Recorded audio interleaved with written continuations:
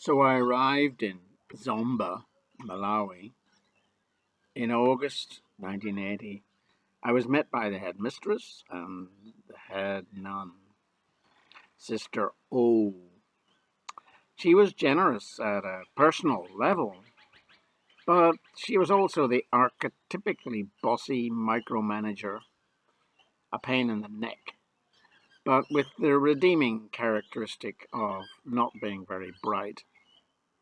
This made her easier to cope with. However, she was not a fool and was to get the better of me in the workplace on more than one occasion. I was shown to my new bungalow, which I thought was very nice. Of course, it wasn't as nice as the houses of all the other expatriates in Zomba at the university.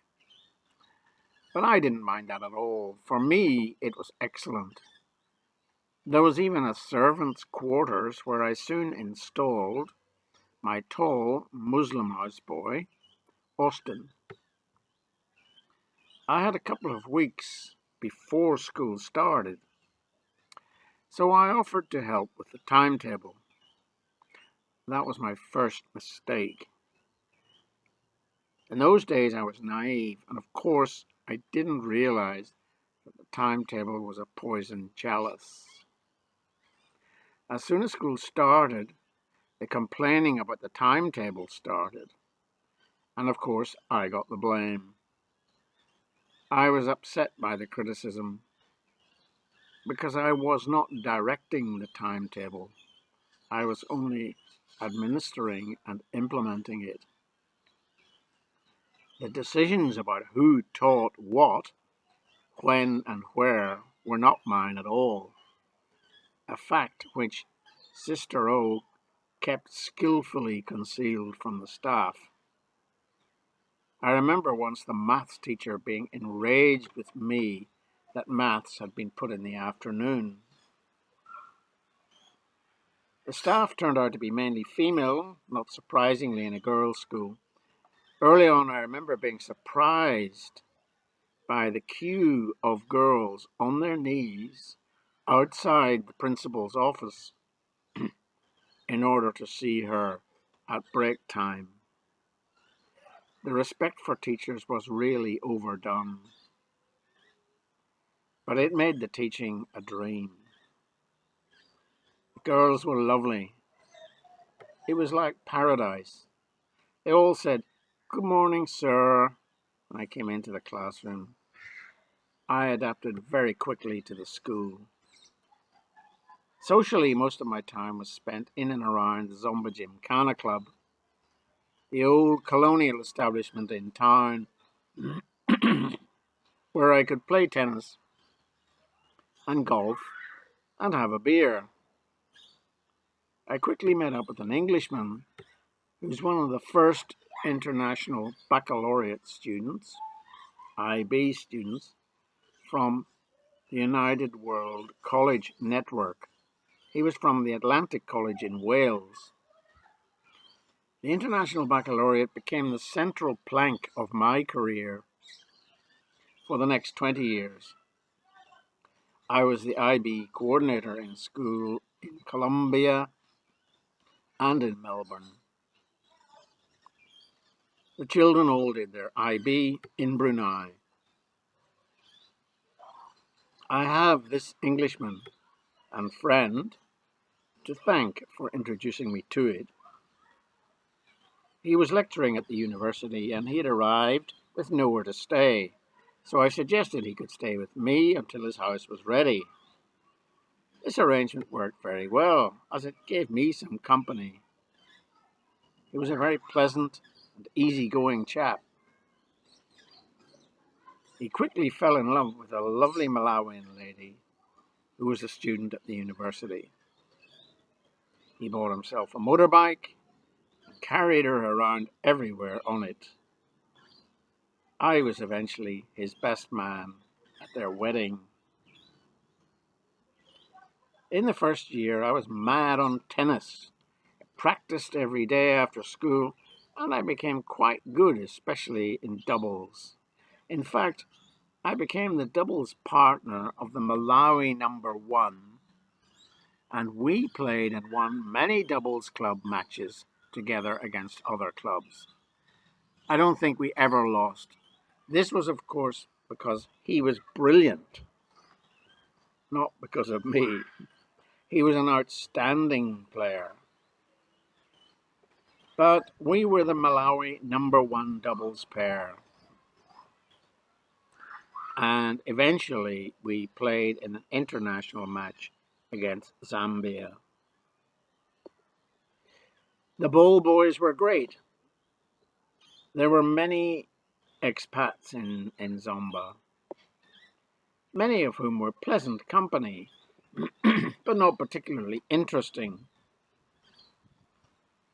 Although there were some colourful characters, but they spent their time cavorting with the girls in the bars, something I had very little idea how to go about.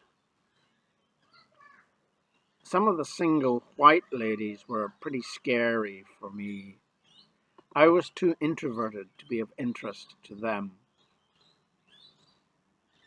But some of the unhappily married white women were interested in me. But I was not interested in having an affair. I was seeking a long-term partner. In the second year, I tried to do a research project at school with the help of the Catholic principal at the boys' school. But in the end, my principal couldn't actually understand what I wanted to do, and so she wasn't very helpful. So I concentrated on my golf. I started practicing every day, and eventually I became hooked. It was so cheap, and you had someone to carry the bag. The greens were made of sand, and you had a wooden implement that looked like a rake, which you used to scrape your track to the hole for your putt. It was quite an art. In the end, I became one of the best golfers in the club and played in competitions in Blantyre and Langy. By the time I left, I had the lowest handicap in the club, 9. My friend, though, said that I was one of the most bad-tempered golfers he'd ever met. So there you go. I've always had a short temper. I don't deny it. At Christmas of the first year, an old friend from, Bristol days, Gibson, and his wife, Karen, came to visit. Now, they were teaching in Zambia. I was very much looking forward to this visit. It was unfortunately raining very hard, though, at the time, and Gibson was having trouble with his white Volkswagen Beetle. When we got it fixed, we went to the lake, Malawi, that's at Cape Maclear, to camp. But it was very wet and the roads were flooded. On return, it appeared that Gibson had contracted a quite serious ear infection, which laid him very low indeed. He then got malaria. My principal was quite helpful in these circumstances and gave him quinine. The health issue rather spoiled our holiday, but nevertheless, it was great to see them, and Austin kept us very well fed. Mine was one of the 2 new bungalows. A month or so after my arrival, the other Christian abroad arrived. He came ahead of his wife and 3 small kids. Very wise move. He was from the north of England, and he thought he was pretty cool. I could see that. He was one of those Catholic English with Irish roots who consider themselves to be more Irish than the Irish themselves, and certainly more Irish than me, a mere Protestant from Northern Ireland. He was pompous, and kept having a go at me about the Northern Ireland question. In retrospect, I think what really annoyed him was that Austin was occupying the servants' quarters. He expected, and probably with very good reason, that Austin should actually vacate those premises so that his houseboy could use them. But in those days, as a single man who knew everything, I could not see the importance of such a thing to a newly arrived family. The ignorance of youth. Anyway, he was beside himself with rage and seethed away at me most of the time. I think he took it out on me by baiting me time and again over the Irish question. It all came to a head one famous afternoon when I went to visit him after the school. I keep doing this. I've always been doing it. I keep visiting people, even people who are hostile towards me. We ended up having an argument over something. I can't remember what. But he was sarcastic and supercilious, so I retaliated, and it ended up in a shouting match, in which he told me to get out of his house. All this in front of his wife, who was very embarrassed and later came to apologize. He had two gorgeous little girls and a toddler. I can honestly say, though, that he is the only person I can think of in my entire life who has been antagonistic towards me due to my Protestant ethnic roots, heritage. And that is quite a statement from someone who's lived in Northern Ireland for 18 years and the Republic of Ireland for 5. Some of the other people I got to know were memorable, though, for better reasons. There was a Catholic Glaswegian librarian, and there was a librarian at the university. Well, no, sorry, yeah, she was a librarian at the university. She was great fun, and the closest to female company that I could get. The other librarian was very nice too, but she was temperamental, so I gave her a wide berth. In the midsummer break, I invited visits from 2 old friends from Ireland, my mum and dad, and my Auntie Marjorie. I actually should have been marking exam papers during this period in the summer, but I didn't realize this until I had invited all my visitors.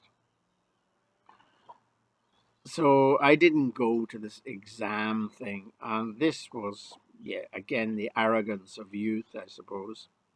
I don't think Sister O was very impressed. Anyway, I got away with it. My 2 friends were the first to arrive.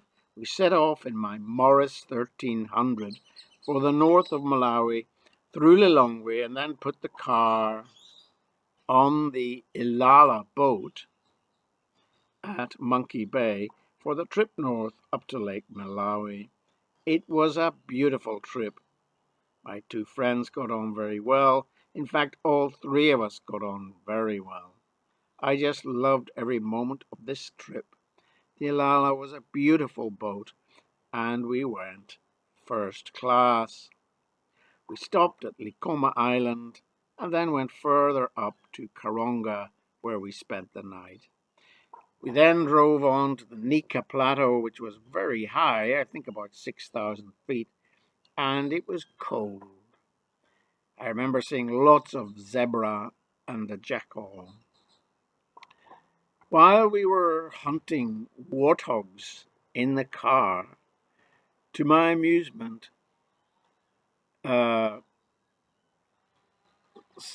someone shouted at us to stop the car. The next thing, my friend had opened the back door of the car and had rolled out from the car into the bush and disappeared from our view. He was stalking a warthog through the grass. What was so funny about this was that he was dressed in army battle fatigues at the time, and he looked like a modern-day terrorist. This was 1982, and so there was no problem.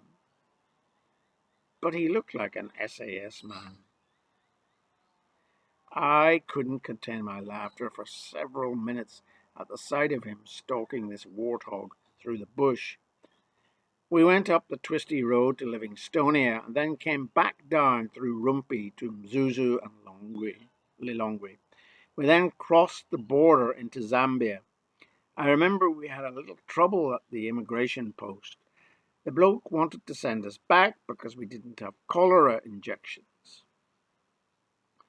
I didn't realize at the time that this was the African way of looking for a bribe, and so I had one of my legendary spats with bureaucrats, to the embarrassment and perhaps bemusement of my two friends. He eventually let us through, with a promise from us to go to the nearest hospital in Zambia to have the shots. We didn't, of course. We headed into the Luangwa Valley and arrived at the camp.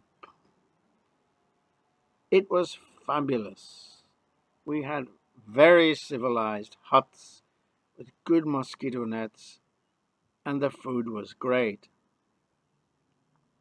There were hippos everywhere in the river. Next day, we set off walking in a little group of about 5, with a guide and a bamboo to cook our food, which was cornflakes for breakfast. My friend was having problems with his camera, and I remember the moment very well when we were stalking a rhino. He was behind me and he said, "I tumbled to it, DW." That's me. What? I said. I know what's wrong with the camera. He had lost all the photos of the trip up until that point. We saw buffalo and elephant and kudu and lots of hippo. On the way out of the park, we saw a lion kill, which was of a baby elephant. The Luangwa Valley was very dry. The driving was fun. A bit hair-raising, though, for my two companions at times. The truth is, I don't know what we would have done if we had had any mechanical trouble. Once again, the ignorance and arrogance of youth had saved us. Ignorance is indeed bliss. Later in the summer, I also went with my two friends to the Shiri Valley with the school. I remember having to stop the school bus because of a python stretched right across the road. The trips to Malangi Mountain were also memorable. The forestry huts were at about 6,000 feet, and it took the whole day to get up the first one, Chambe Hut.